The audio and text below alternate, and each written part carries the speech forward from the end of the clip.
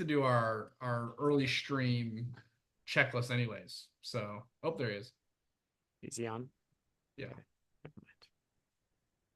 we are live, Nick. Live.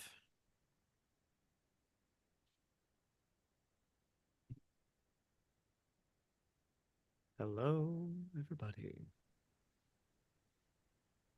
All right. Hey, y'all. Hello, we are live. Hello. We are. Live. Look at us. We're live. We're living. Yeah. Happy Friday to all who celebrate. It's Free Journal Friday.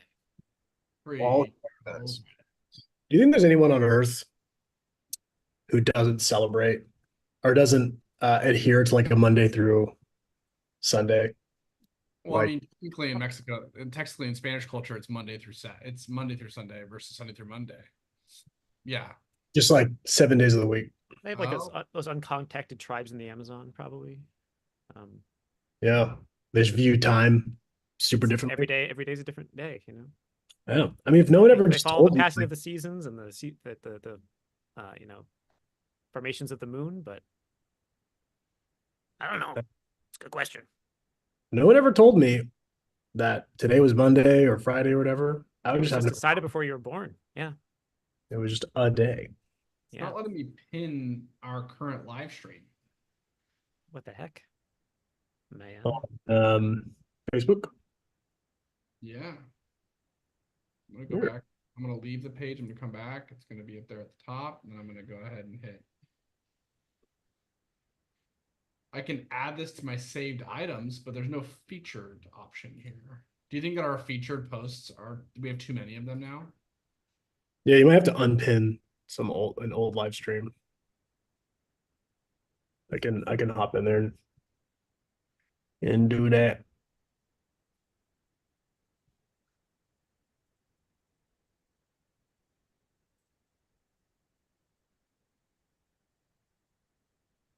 Thank you for hanging with us, everybody. We can't see your chat right now, but I'm sure it's good.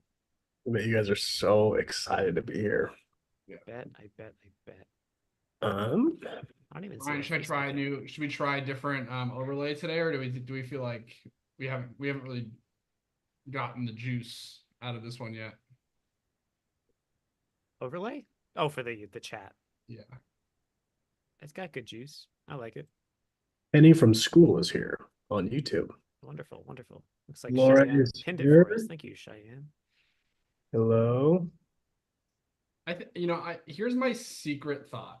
I think that people low key love our early stream scramble. Yeah. They get to see us in a moment of distress. Moment of weakness. And then we Yeah. overcome it. We rise from the ashes every week. And they say, wow. Like 3 glorious phoenixes. You'd think after doing this for as long as we have, this would be a smoother process. It never is. Maybe if we got started like 10 minutes early every week. I think we like the scramble. I think that's probably what it is, Kyle. I think you like the scramble. That's You fair. like that's called character development. Mm. It's called eggs. Eggs. um All right, yeah, for the space theme, I forgot about the space theme on the chat. That is cool.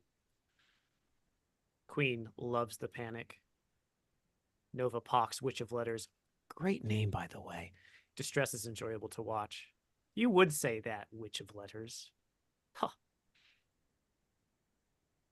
Julie says it makes you feel better. Yes. I'm glad we can give you some relief and some reassurance that Po Buddy's nerfed. Nice. oh, buddies. Oh, but he's perfect. All right. The form is pinned on YouTube. You might have to unpin some old. That was me. That was me in a different dimension. Yeah, Oh, sorry. shit.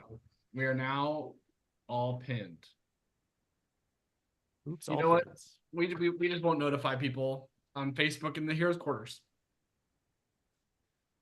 If they want to get mad at us, they can get mad at Facebook or Yeah, Meta. Zuckerberg did this to you. Don't forget it. or whomever you want to. Ever. whoever you want to attribute blame to. Oh, okay. We are very vulnerable, Julie. Thank you for noticing our squishy underbelly as we get our stream going. All right, now we're even posted in school. What a time! Heck yeah. Hello, Akira. Hello, Viratha. Viriatha? Sorry. Nova Pox.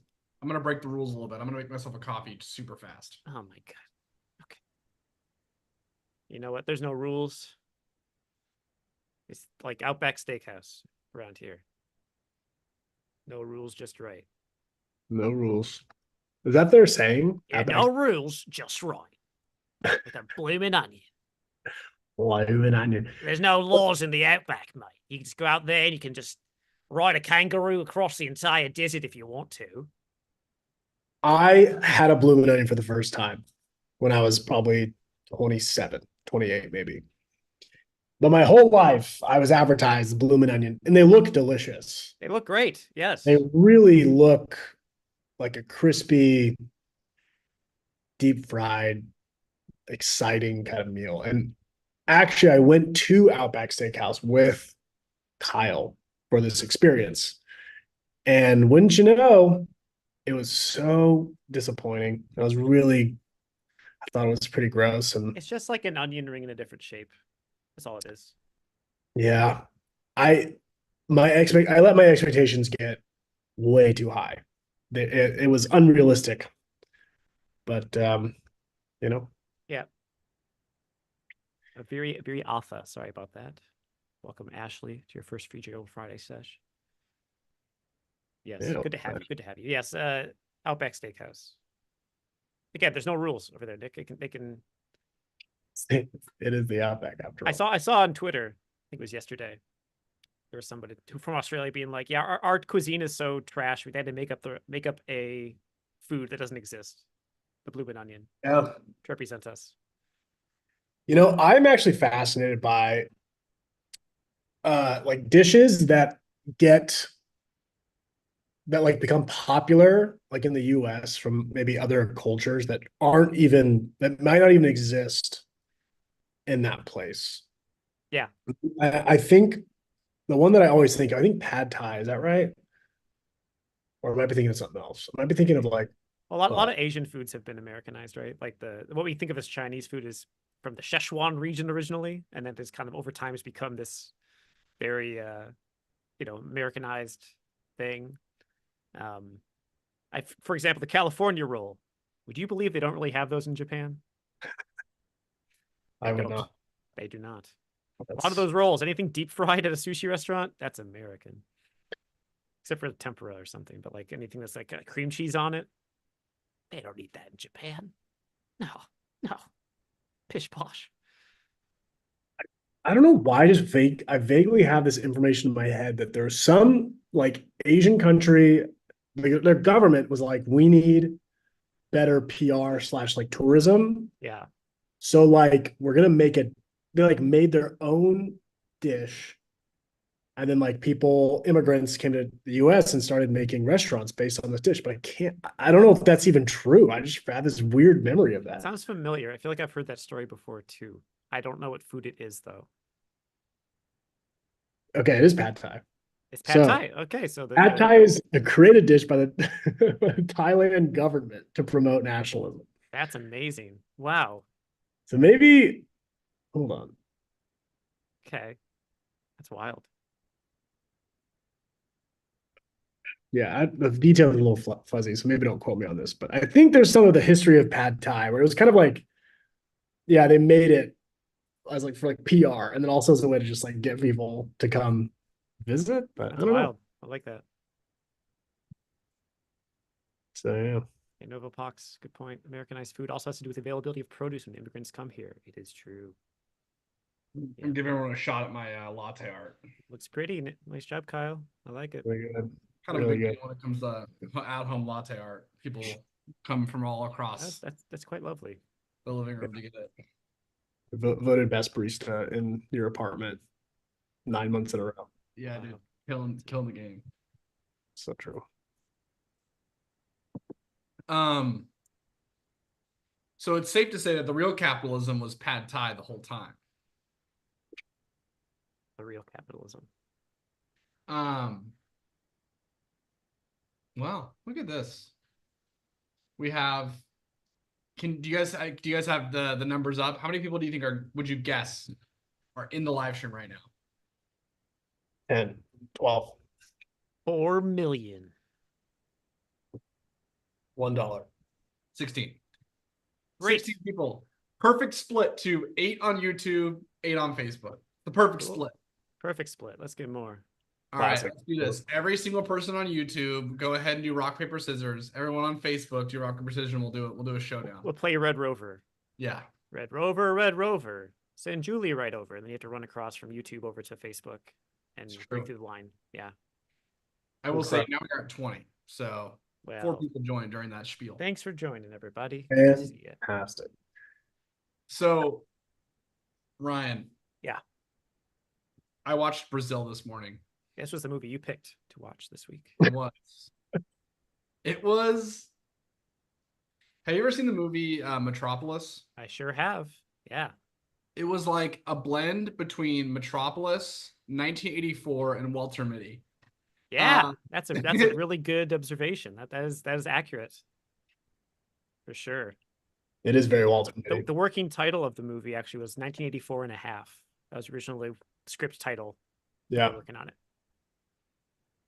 So Yeah. I have never read or seen 1984. Yeah. Which I know is a big gap in my media literacy. And I'm working on it. But watching this movie felt like a parody or almost like a fever dream version of what I understand that to be. Mm-hmm. Yeah, it is. It is the dystopian, bureaucratic future that they're always warning we're heading towards. Is it like the Spaceballs to Star Wars kind of thing? Is that the idea? I don't know if it's straight up a parody. It definitely has a parody would imply it makes everything into a joke. I think there's definitely like there's some gravitas to what happens. It's pretty serious at times. It's not always yucks him up. Yeah. But I don't know. It's like a funny version of 1984, I would say, with some Walter Mitty imagination sequences and Metropolis style architecture and kind of the Art Deco, It seemed expensive to make. Yeah. Yeah, it was so this movie was a real challenge to get to theaters in the first place because it was very expensive. A lot of the sets and things were miniatures. Like anytime like the trucks are driving around, it's like miniature cities and stuff. Anytime there's an explosion, a lot of times it's the miniatures. A lot of scenes were filmed like on location and they just put ducks everywhere. Or like, Oh, like, yeah. Yeah, like at the restaurant scene or at Sam's mom's house. Just take these fancy locations, just put a bunch of pipes in the ceiling, Central services ducks are everywhere. I did love that that's kind of how it opened. Yeah. Or I think that's how it opened. With Yeah, like, it talks about ducks, talks about ducks. Central services. Yeah. It's like it was a great movie. Like there's something about that movie that's really not captured in, I guess, typical movies now. And I don't really know how to even explain it because it is kind of a fever dream of a movie. Yeah. I was watching it and I was thinking about if I was a New York Times like media writer when this movie came out, my headline would be 1984 walked so that Brazil could play hopscotch. That would be what it's like. Oh, that's a dynamite tagline, Kyle. I love that. Gosh. Yeah. That's put on the movie posters. Print it. You missed it by 30 years. Yeah. Yeah, the original cut of this movie is probably the one you watched. Is like the one that's like 2 hours 20 minutes or whatever. It is. That's the other thing. It's long. It's very long, and the studios wanted to cut it down, and they fought Terry Gilliam tooth and nail. They wanted it to have a happy ending, and they wanted it to be like a 90-minute romantic comedy. And he's like, "No, I will not.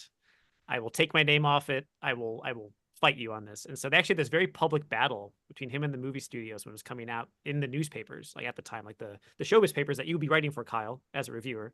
They're having these very public battles, and all the critics were like, you have to release it as is because we've seen it and it's amazing.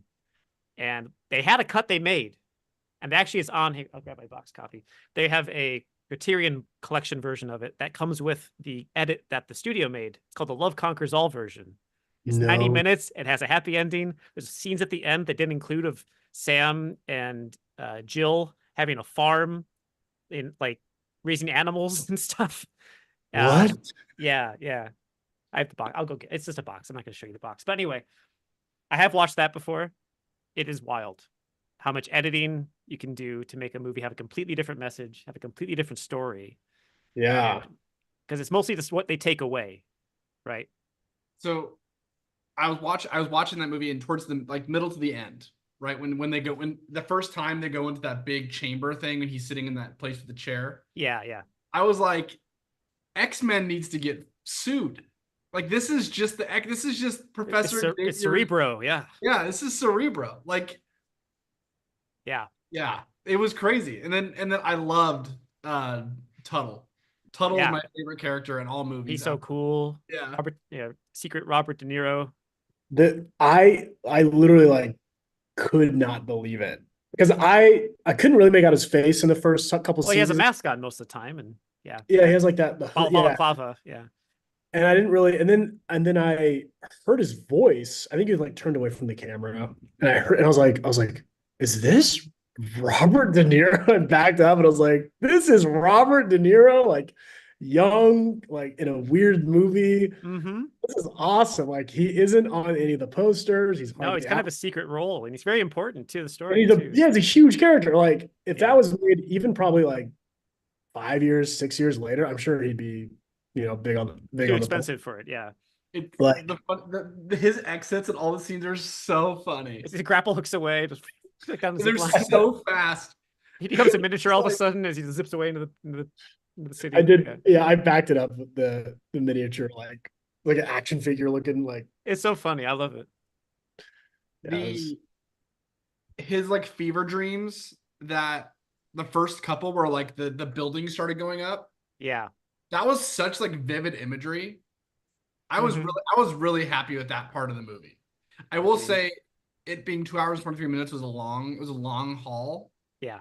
I wasn't mad about the sad ending, but I was at a certain point, I was like, okay, let's just. Yeah. I don't think it's boring. It's always visually interesting to look at. There's always something to see, and there's always all this fun background stuff to see, like all the different posters on the walls about reporting your friends and like the random, all the set design is so cool. I could just freeze a movie, just look at everything of it. But it does, there's kind of some slow parts. It's true.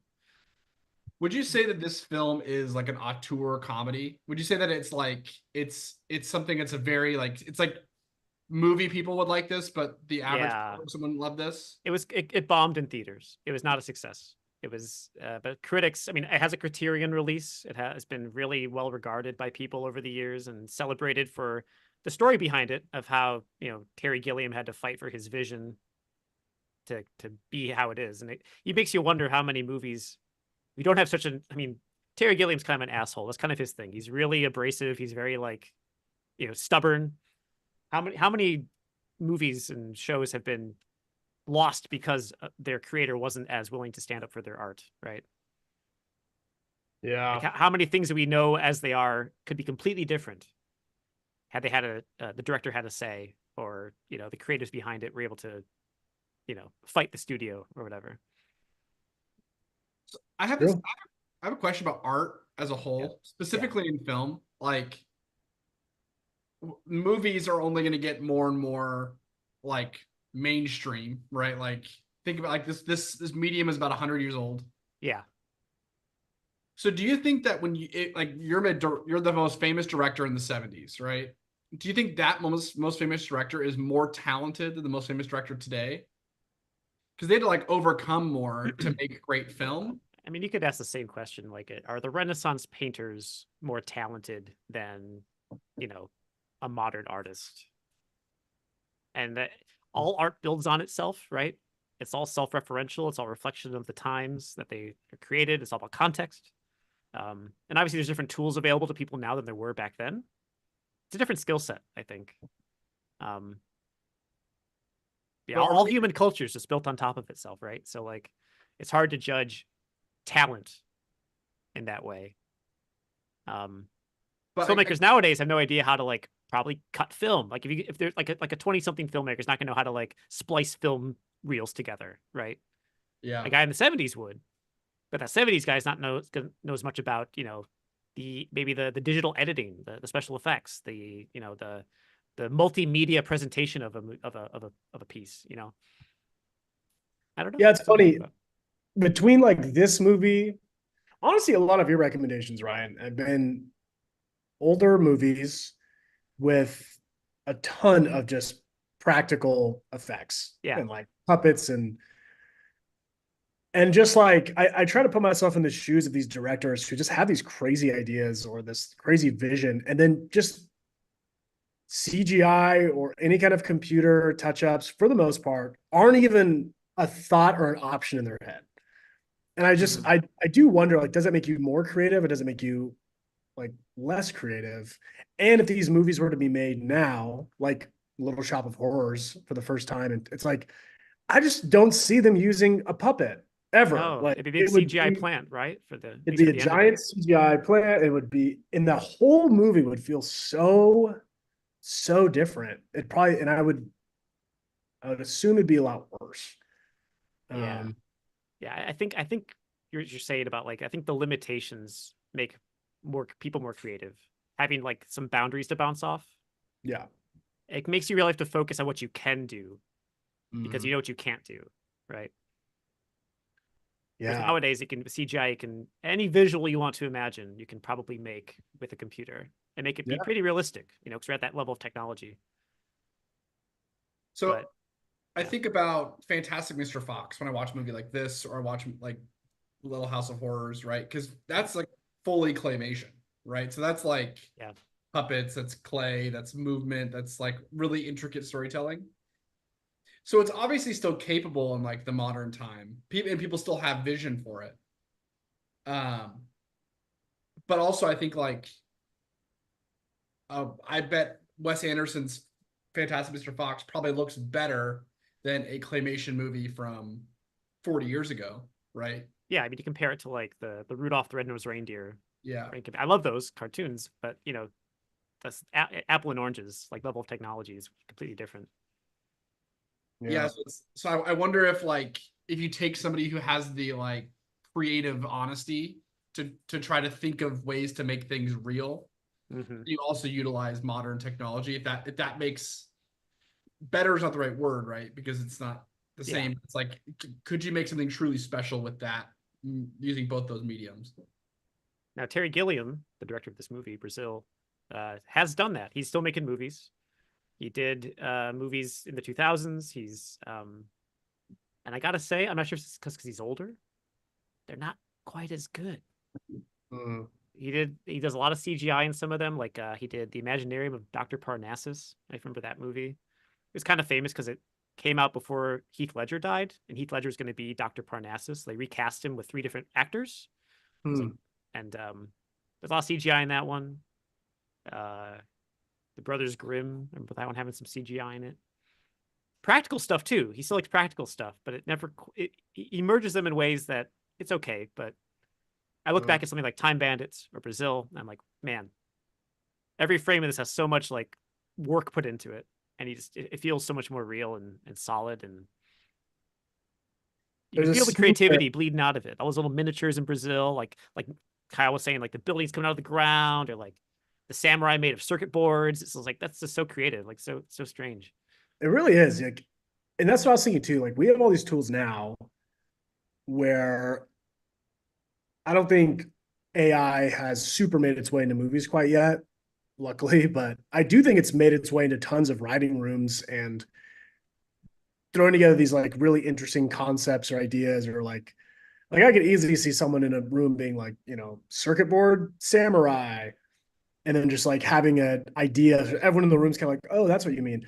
Versus like Terry Gilliam's like, So it's like a computer board, but it's a samurai. His armor is made of these like electrical thingies, Right. and he has a Yeah, big tone that. spear, and he's got these. Yeah, Yeah, tone it to a prop department. They're like, this guy's this crazy. guy's Like, I don't know. insane. And He then just his boss is going to come out of the ground. He's made of bricks. He's going to be grabbing Sam by the legs. yeah, the brick scene. Yeah. I laughed because somewhere I think it's like kind of in the third act. I want to say the angel chick who is Jill. Jill. Yeah. She's in like a cage for a second. She's being And I'm pulled by like- these like weird little guys. I was like, this looks like the same cage from Time Bandits, or like the same. Yeah. Yeah. When they're in that, and I was like, I would not. I would love it if they just reused that. I think they might have, honestly. the Time Bandits come out first before. Yeah, this there's Time Bandits, then Brazil, then Baron Munchausen. If you could watch, if you wanted, you guys watch complete the trilogy of Imagination. That's what it's called, Imagination. Imagination trilogy. So the third one's called The Adventures of Baron Munchausen. That's what I was gonna ask. I was looking at it and I was like, okay, this has a similar vibe. Yeah. So Time Bandits is how a child imagines. Brazil's how a middle-aged person imagines, and then Baron Munchausen is how an old man imagines and how he recalls his life, his adventures. It's all about Robin dreaming Williams is in it. and Who's in it? You said. Robin Williams. yeah, Robin Williams is in it. Yeah, there's a lot Wow. of and Uma Thurman's in it. There's a lot of famous people. There's famous people in this movie too. I'm always like, oh yeah, De Niro's in it. Ian Holm is in it.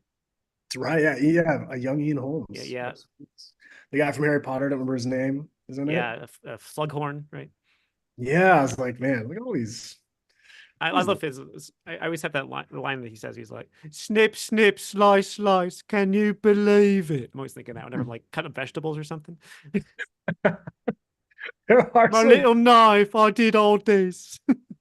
This movie was genuinely hilarious. Like, actually, I think just like so much is happening that it's like hard to laugh, or like you're like, do I laugh right now? Do I? It's kind of horrific, you know. The first thing you It see with his mom is. is her face being stretched out, and like You were right. her friend constantly getting acid burns on her face.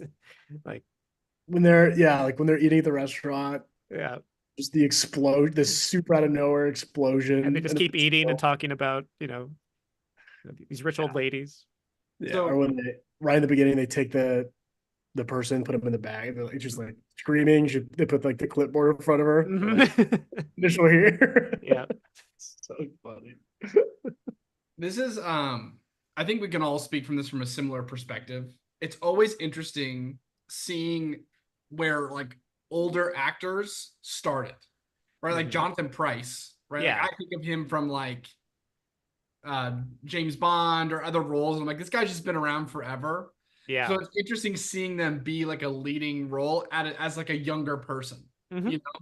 Yeah. It's like, oh, this is how they climbed the ladder to where they are like now like this like Morgan Freeman type of person. But Yeah. before Morgan Freeman could be Morgan Freeman, he had to, be Right. You got to work up to it. yeah. Yeah. Jonathan Pryce. Yeah. Now he's like the old guy in Game of Thrones. He's a Yes. maester. So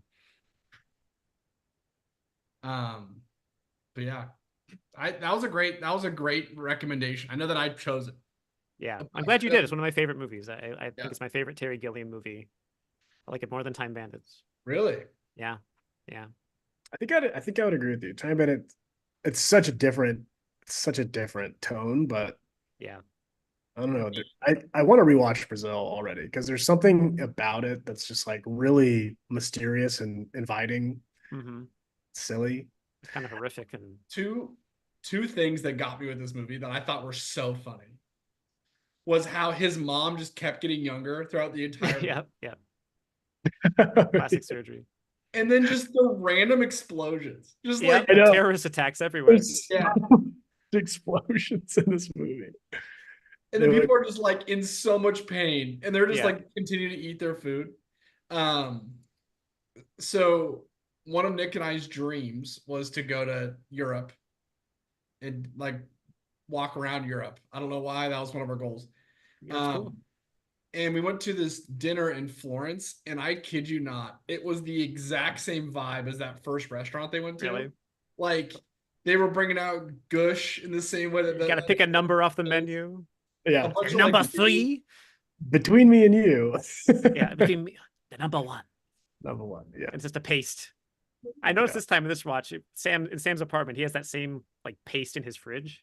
He has a whole thing of like pickled Mhm. eggs and then just like squares of paste on on plates. I was like, that is perfect. That is so gross.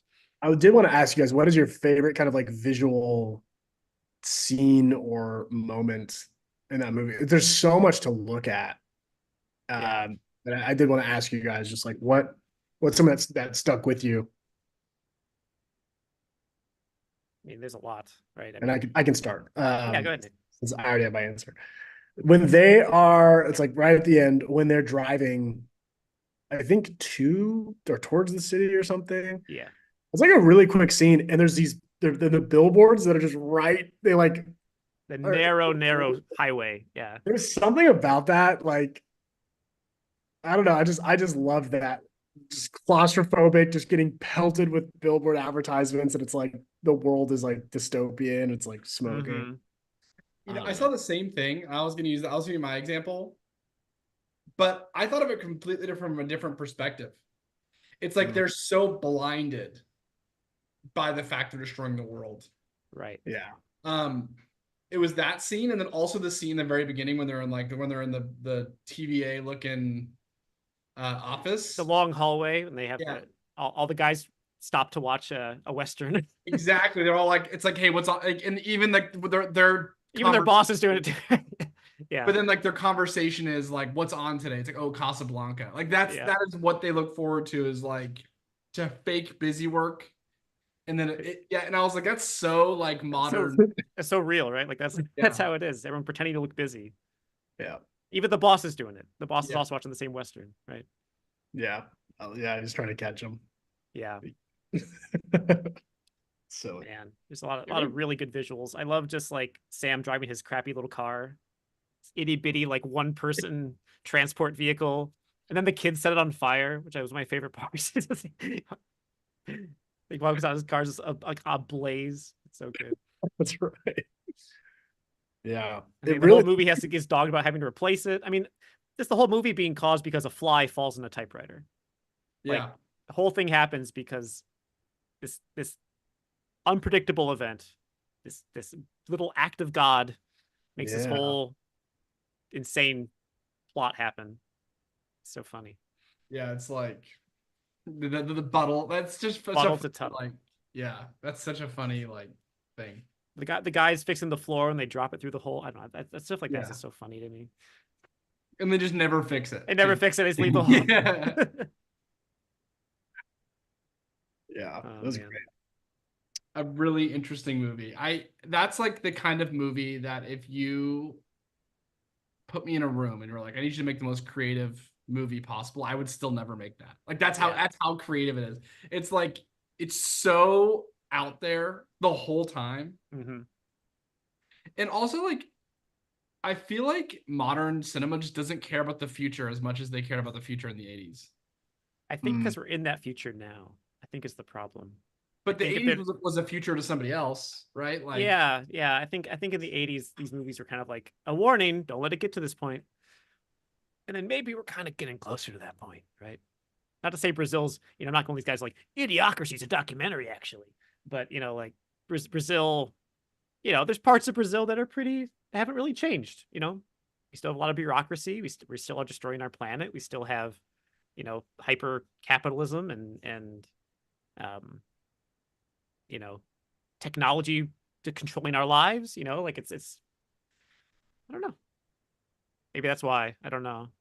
I think the future in movies kind of has become a little less ambitious and interesting.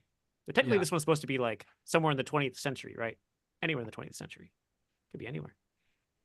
it was very like Mad Max too at some points. Like her car is it's a battle rig. It's just yeah.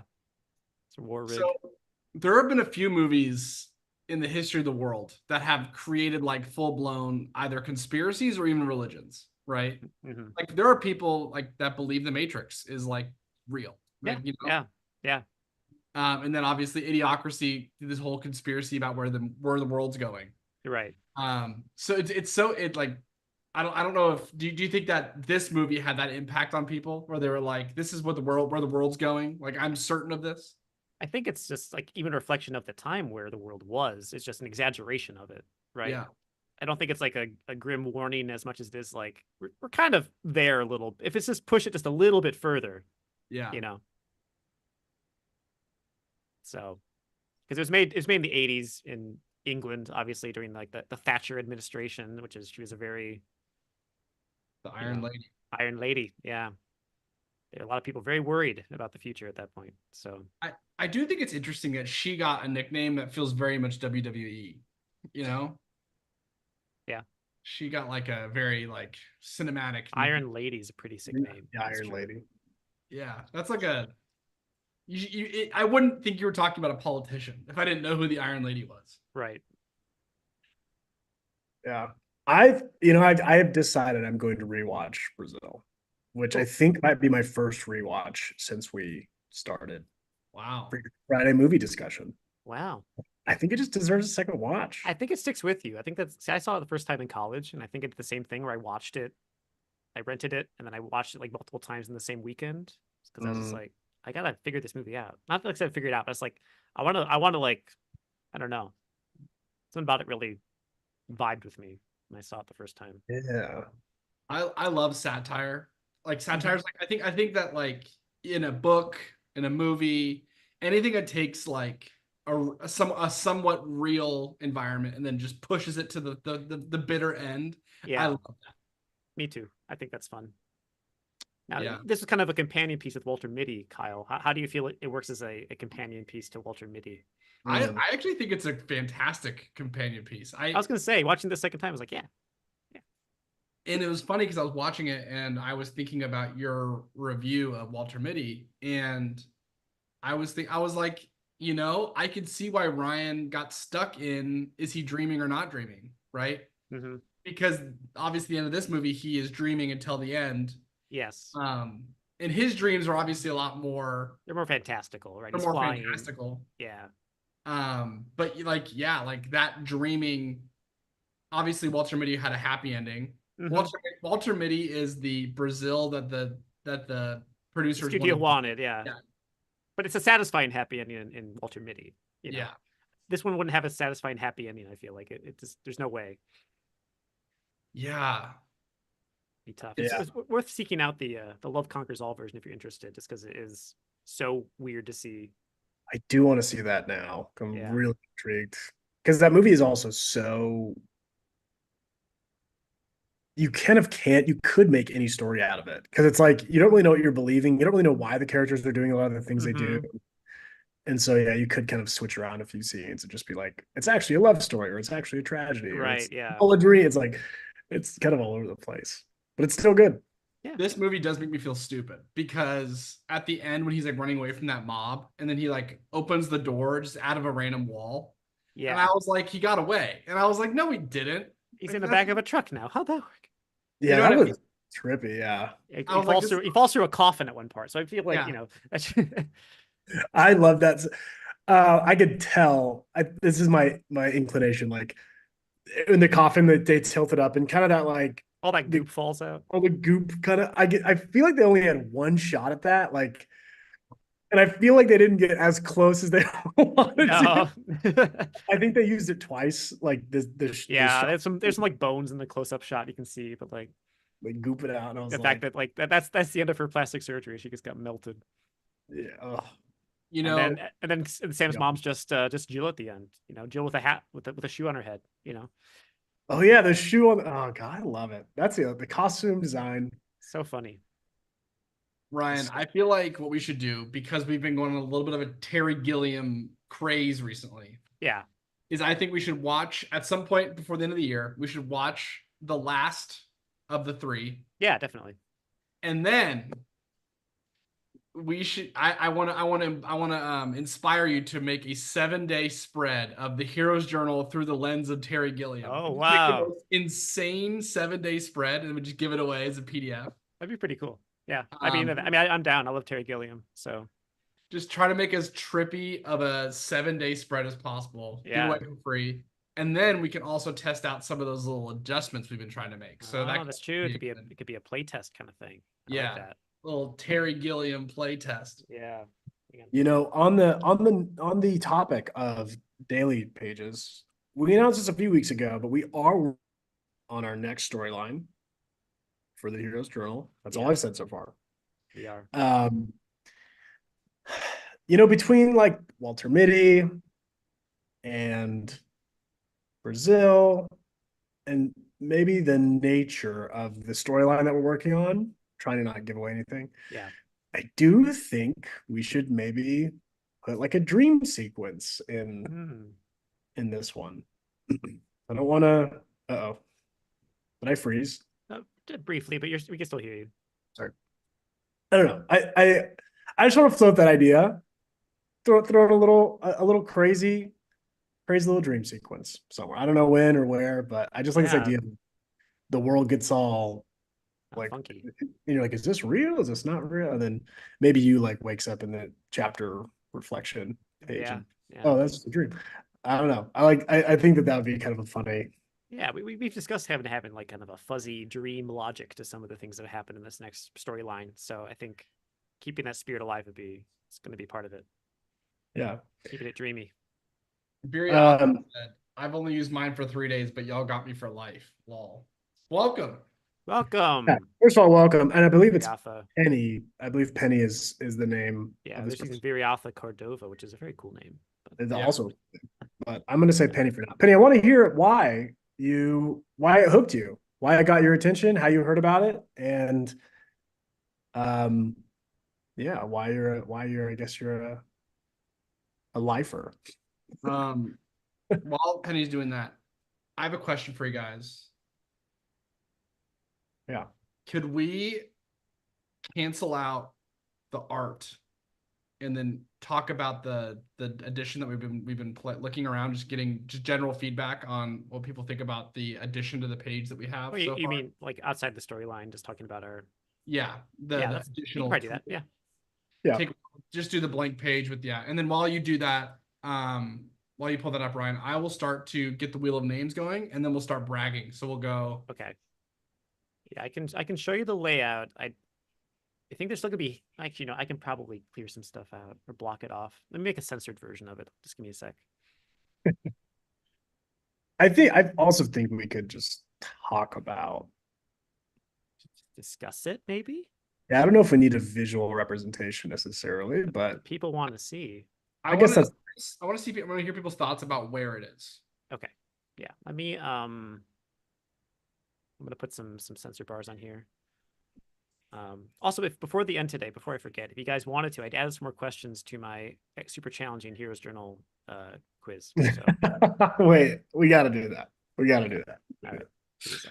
I want this to be a segment so bad because it's so entertaining, and I don't have to do any work for it. But it's great and fun.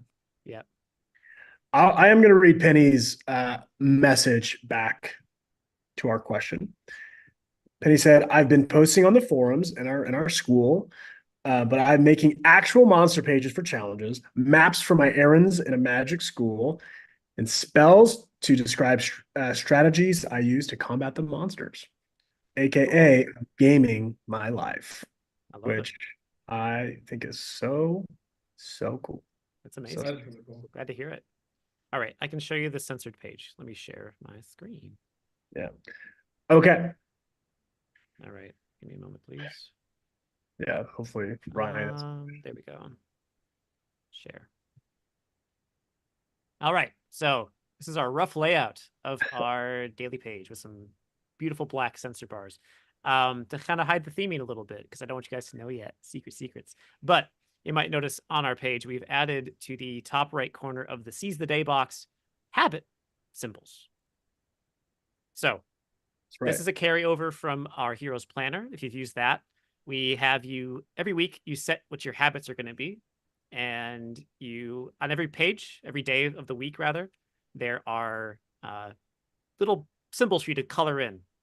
as you complete habits. So like, for example, this one, maybe your circle habit will be, I don't know, take a 10-minute walk. Every time I take a 10-minute, every day I take a 10-minute walk that week, you'd bubble in that circle, right? You pick one for the triangle. I'm going to eat a healthy breakfast. Every day you eat healthy breakfast, you color in that triangle, right? So this would be the thing you'd set before the page, before the week of pages begins. I think I'm explaining that okay. Yeah. So it's the kind of thing you can use throughout the week. And when you're done with your journal, you can go through and flip through and see all the colored in shapes you did. The shapes are just placeholders as well, guys. I'm not sold on just having like a triangle or a pentagon, but Yeah. people are trying to guess the symbols, trying to guess the theme just because a modern theme. Highly angular trousers. Highly angular. I like where your guys' heads are at, but I can't tell you one way or the other. Yeah, we're not trying to give you hints on the storyline. We're trying to get your feedback on the habit tracker. Do you guys like the habit symbols, where they are? We had this open space on the Seize the Day box, and we said we should use that for something. And the habit symbols, we like them on the Heroes Planner. We're very proud of that addition to the Heroes Planner. So I think we kind of wanted to keep that alive. Yeah, it could be cool. It could be a chapter reflection part before you go in where you kind of write what those habits could be. So that's kind of similar to the weekly spread where you write your habits, at the top of the week. Maybe not. We already got a little bit of feedback from our newest lifer hero. Penny said, "Oh, I like that addition better than the bookmarks." So this could also change the nature of the bookmarks. Maybe we could have true. The symbols could be part of that as well. Wow. Yeah, maybe there's a different thing we could do with the bookmarks, or possibilities are endless. Maybe we do stickers instead of bookmarks. Who knows? People like the addition, guys. Thank you, everyone, for giving your feedback. We have a few other places we might put them. For example, maybe putting them.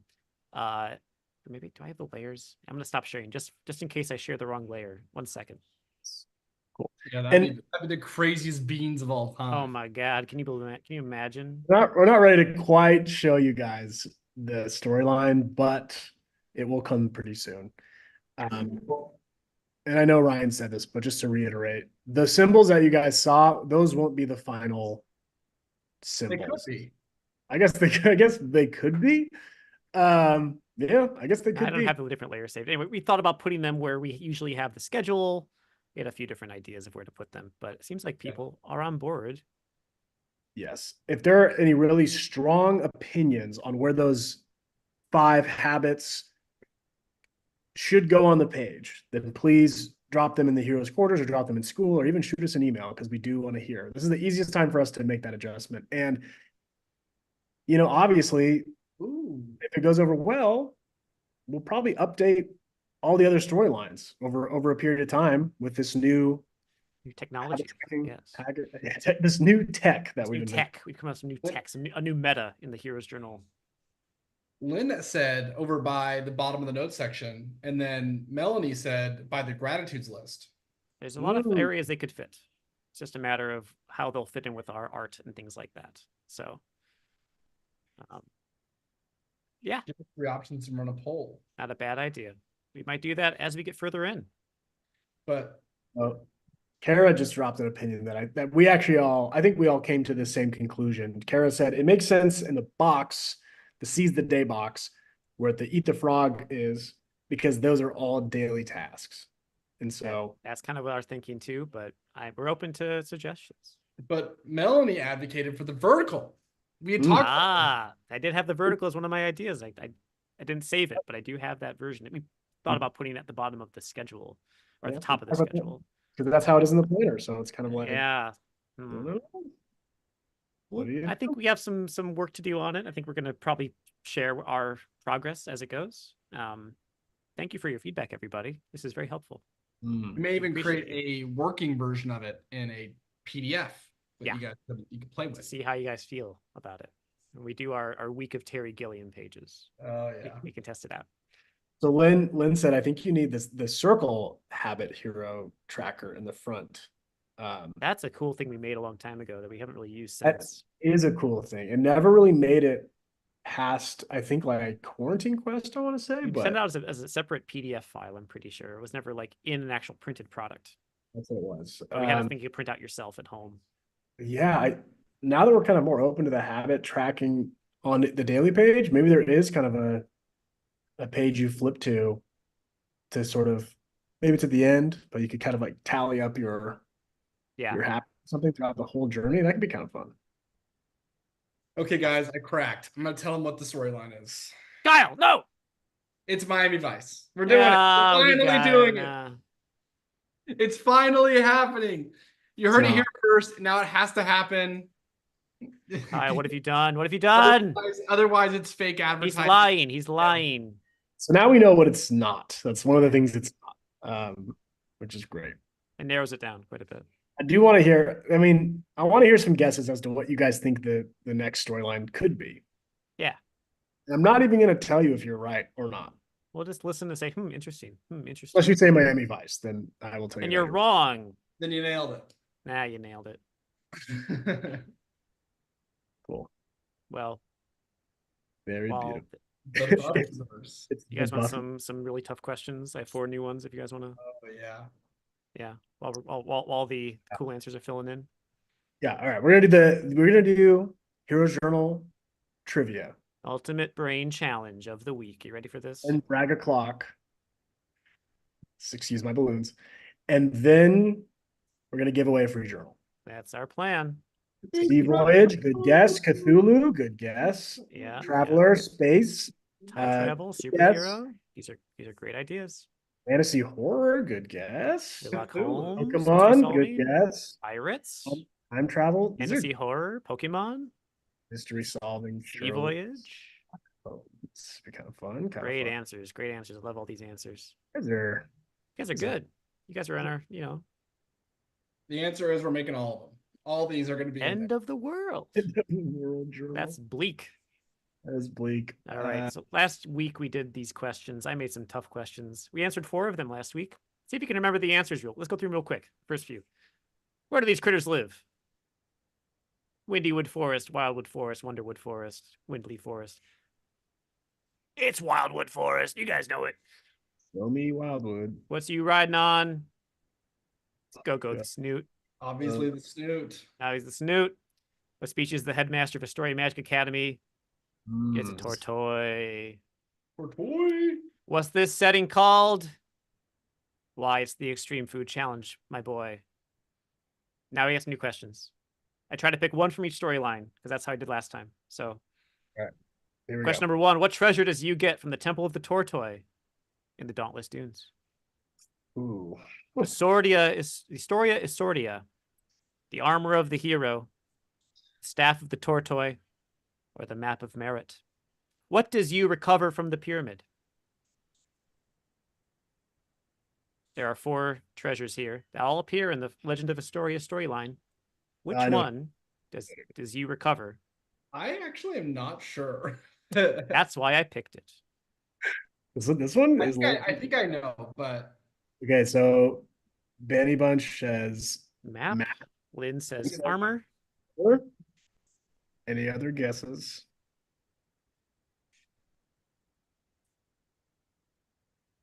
Your author knows none of them. That's okay. Yeah, Penny is new, and I think Penny Penny is can just also guess. the story. Ashley says the staff. Melanie says the map. Laura's still waiting for a Tortoise plushie. I am too, Laura. Ace says also- map. the answer is It is the map of merit, the map. friends. The map that takes you to the perilous peaks. did Right. you just give that the name of the map, map of merit? That comes from the quest notes. Oh, One of our Legend of Astoria quest notes. One of the quest notes is all about the treasures of Astoria. There's like 15 different treasures I had to come up with, and the map was one of them. So I gave them names and stats. So if you haven't checked out our quest notes, by the way, I spent a lot of time on those quest notes. I had a lot of fun making them. I feel like they don't get a lot of love, so please check them out. There's lore. If you like lore, all you lore heads out there, you get know Lauren. I don't know if this came up in our last creative meeting, but I like the idea of bringing back some of that quest notes content for something in the future, maybe involving cards. That sounds good. Next question. Now I may question: what must the Astoria Magic Academy students turn into a frog to pass their transmogrification class? I know this one. Is it an apple? Is it a turnip, a pumpkin, or an onion? What does you need to turn into a frog? An Okay. apple, a turnip, a pumpkin, or an onion? All of you Astoria Magic Academy journal users should know.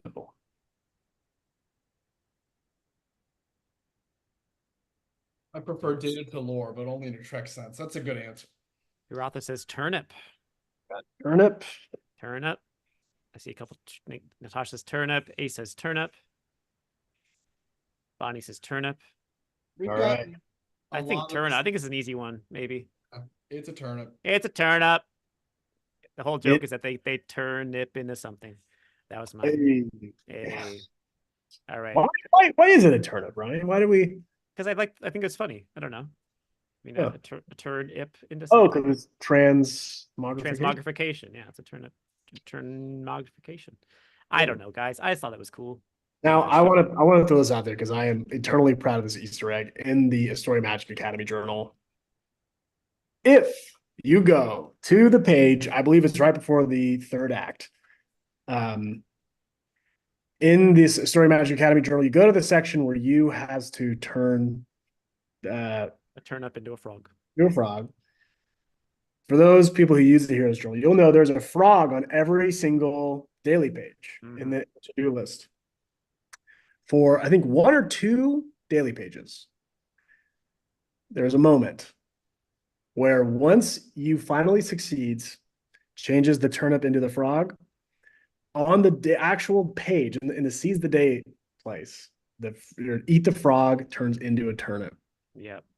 It goes, Yeah, check that out. That was a fun little gag we put in there. which indicates that he's actually not. He's switching places with the Yeah, frog. they're He's switching not- places. Yeah. switching Yeah, places. the frog is swap places. Yes. Anyway, All right. Next question. Our GOI question. What is the name of the planter's queen? This big, beautiful woman here. yeah.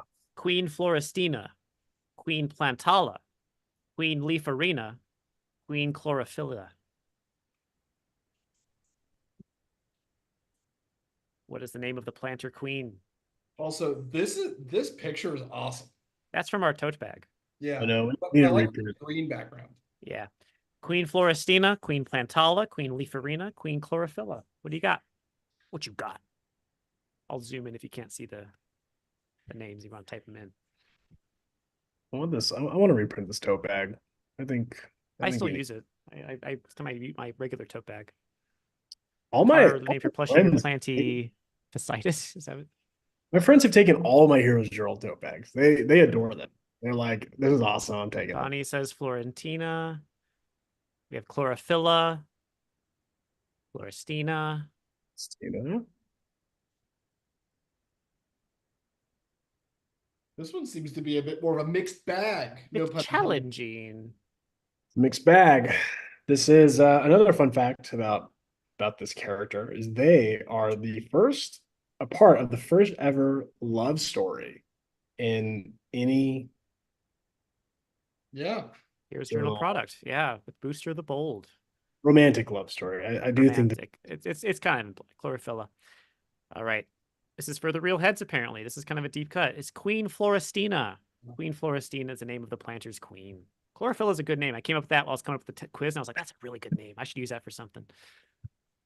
I also when I was reading Leaf Arena, I thought Queen Leaf Tifa.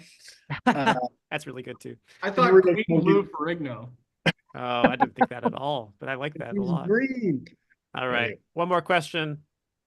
Okay. How many okay. different mentors appear in the Heroes Planner? Ooh. Is it 4, 5, 6, or 7? I don't know the answer to this. I know. I know the answer to it because I had to math it out myself yesterday when I was Hey, making these okay. questions. Hold on. That's why it's the ultimate brain challenge, guys. It's challenging your brain. Oh. Okay, Across the okay. multiverse of the Heroes Planner, how many versions of the mentor appear? This is hard. Let me Yep. think. Got a 5. Just pick a number, guys. You don't know the answer. I do. Olympic grade lurker says 6. Is it include Including Professor Mantor. Yes. including Professor? Okay. Yeah. I think it's 7. I think it's 7. I see 6s. I see a bunch of question marks. I see 7. And I can list them for you if you need to know. I think it's 4. I think it's 4. Okay. 7. Again, this is more for me. I just like having a really hard question in here. This is hard. I'm It pretty is sure. the answer is actually 6. Oh, There's Professor Mentor, the Orangutan Mentor, Delivery Dogs Mentor, the Mad Hatter Mentor, Steampunk Piano Mentor, and the Ghost Mentor. That is 6. dang. Yep. That piano one is sneaky. That's a Yeah, I know. I almost missed that one myself. sneaky minute. This is a good question. Yeah. Yeah. So that's the kind of questions you come for on the Heroes Journal Ultimate Brain Challenge. Thank you for joining me this week in this depth into our brains. I know I want to make this a mini quest. I want to put this on the school somewhere because I love it. Yeah. I love a little trivia session. It's great. Good job, everybody. Thank you for your guesses. Now it's time to spin the wheel of names. The Wheel of Names. Wheel of names. Whoa, Natasha, come on down. man! Didn't Natasha win like a few weeks ago? Was that like maybe a month ago? Maybe. Hey, the don't Wheel know. of Names doesn't pick favorites. It's all luck of the draw. Hey, Congratulations, Natasha. here's the thing. Natasha's been around for a long time. We love Natasha. She's always in the live streams. Yep. The numbers game. She deserves to win. She shows up, she gets a prize. Gosh, Right? you know what to do. Go ahead and email me at support@theheroesjournal with an item that you would like, and we'll send it to you. Congratulations, Natasha. Thanks for coming, everybody, for this week. But we still have to do brag o'clock, don't we? Do we have time for that? We're a little over. We're definitely over. We're a If little you bit guys over. want to stay, we can. I want to be thoughtful of your guys' time. I can do brag o'clock. I think people love brag o'clock. I can stay. Let's do 5-minute bracket clock. We're gonna end at the 10 minutes from the hour. All right. Right. Rapid fire lightning round, brag o'clock. Get them brags in. We're gonna read everything that we can. This is the time of the week where you can brag about your accomplishments and the things you're doing. Tell us about it. I'm going to read Natasha's comment because I would say this is a good brag. So Natasha, the winner of Free Journal Friday this week, says, I got new tenants this will be my home welcome gift to them. That's lovely. It's a brag. I love that. Yes. Can I can start with a brag while we're waiting for brags. I modeled and 3D printed Mudang. And she turned out pretty good, I think. Ooh, dang. Mudang, everyone's favorite fat hippo online. That's my brag. Ace gave someone a Church of Heroes journal for their birthday, and maybe they'll use it. That's amazing. That's a great idea, Ace. Giving the gift of adventure. Whoa, Melanie has a brag. I had the best Tuesday ever recently. I met Alice Cooper when he came into my job and got a photo with him. Then that evening, I went to the Avatar Last Airbender concert, and it was absolutely amazing. That is quite the Tuesday. That might be a truly unique experience of a Tuesday right there. Yeah. That's awesome. What do we got? Lynn says, this week I helped clear a bunch of overgrown bushes that became trees in my recently late brother's yard. Good job. That's challenging. I'm sorry for your loss, but it's good to get stuff done. Melody's got an amazing new job while switching careers. Congratulations. Fantastic. It's Jim, by the way. It's not Guy. Oh yeah, I saw that. I drive myself to the gym for the first time in a month. That is always a good feeling. It's always hard to do. That's a good brag. Try to keep that positive momentum. Whose turn is it? I think it's Penny. Okay. Penny says, I'm painting again, and I'm good. If I can learn backwards, I can put art in a local galleries. That's awesome. I love this outlook that you have, Penny. I love the empathy Penny's bringing to the live. Good vibes all around. Yeah. Benny filled out some of our planners to start using again next week for homeschooling. Congrats. Okay. Fantastic. Lynn said, I made it to this live stream because I just got back to Kenya from the States and I'm jet lagged. I don't know if that was a brag, but I'm reading it as a brag. Congratulations on making it to Free Journal Friday live stream. Let's see what we got. This is Marge. I got through a pretty tough week with clients for a $3,000 scholarship. Wow. That's a good brag. Kira said, sharing a birthday with my son and mom tomorrow. Whoa. Wait, the three of you all have the same birthday? I was gonna say, does that mean that you have the same 3 generations in the That same is family wild. birthday? If so, that's like What are the odds, huh? a mathematical. 365, I think. I Wow, guess it was a leap year. fantastic. Would that way, would it be 1/365 odds, or would it be No, it'd be way more. Well, if you're talking about 3 different generations, well, because right? you have a 1 in 365 chance of being born on one day. So how would that change? Would that change? I guess not. Ryan, how are you with probability? I took math. I don't know. I think it's the odds are very unlikely. Yes. The thing that's most probable is I don't want to talk about it. So Yeah. that's actually just ran the odds, and I probably don't want to talk about this. Well, I'm gonna brag. I'm about to have a great weekend where I'm gonna quest. And the most important about the way that I'm gonna quest is that I'm gonna quest happy. And if you're not